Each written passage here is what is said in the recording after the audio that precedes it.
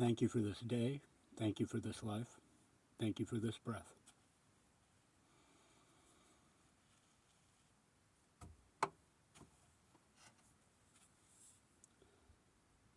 As I sit here rambling to myself, which I do constantly,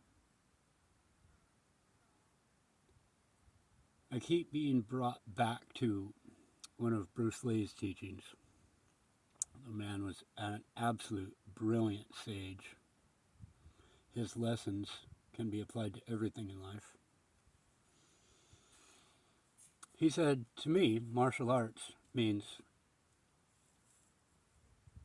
expressing oneself honestly or authentically expressing oneself.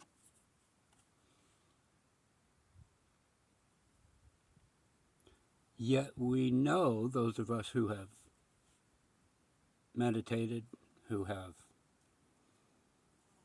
climbed up that ladder of ascension, we know that the true self, the essence of the true self, is the silent observer. So I find myself in a little paradox. Do I speak? Do I share what's going on in here?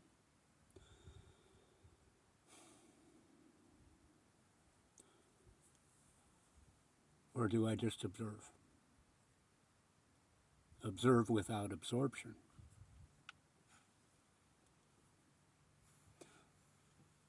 I know for a fact that myself, I have a voice that is not like others. When I speak, if I'm in alignment with myself, I vibrate at a frequency of truth which cannot be negated. You may not even want to hear what I'm talking about, but you'll sit and listen because that is how truth frequency vibrates. That is how we hopefully can discern between truth and BS.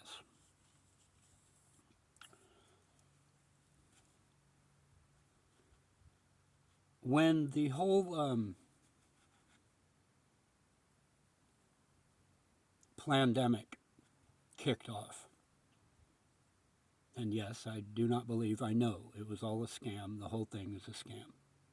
We won't get into that because, somebody might click a not like, and this guy's talking against the system, and oh my God, don't shatter my illusions of reality over here. I want to be afraid. I want to be a servant.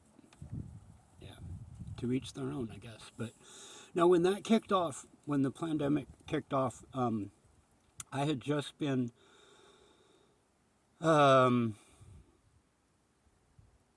credentialed with level 2 Reiki credentials, whatever. I got a piece of paper. I studied. I did my practice. I went through the steps to get to be a credentialed level 2 Reiki practitioner, and so I was just blasted wide open, chakras aligned, receptive to what the universe had to show me. And that's when all these yahoos started coming on the TV, mouthing about what was going on. I was already into the truth movement, so I was already following multiple sources of information, and I saw right through it. A lot of these people actually called it before it happened.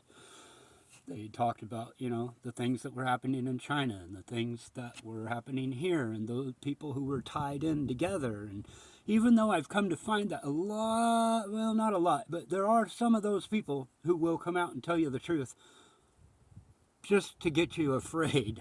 You have two choices, love and fear, and I'm going to tell you all the reasons to be afraid.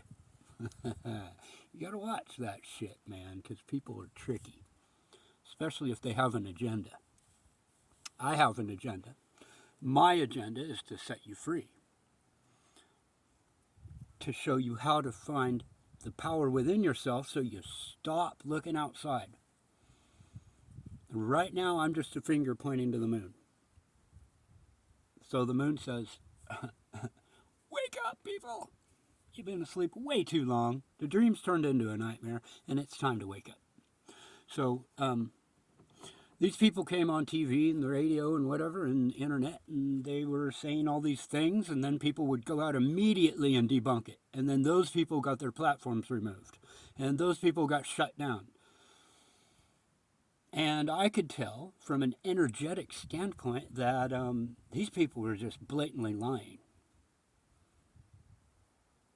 Now, there's one particular nuisance of a government official in California who he told the truth. I don't know what his intentions were exactly, but while he was on his ranch in the Midwest telling everybody else they had to suffer and not live, but he told the truth. In part, just like they say the devil does. I watched one particular thing where he said, "Now I can't tell you what to do, but it is highly advised for you to wear a mask." And I am not shitting you. Flip-flopping within a day, everybody was saying, "The governor said we have to wear a mask. The governor said we have to wear a mask." And I'm like, no, that was when I stopped watching media altogether. But I said, no, he didn't. I saw the fucking video, man. I saw the broadcast, the state of the bullshit address. And it was like, no, he didn't say that. He gave you the choice, but whatever. You want to run with it, run with it. Right off the cliff with all the other lemmings. So, from an energetic standpoint, it's easy to tell when someone is BSing or not. And if you're still listening to me, you know I'm not BSing. I express myself authentically, whether I seem crazy, whether I am upset, whether I am whatever. I express myself honestly.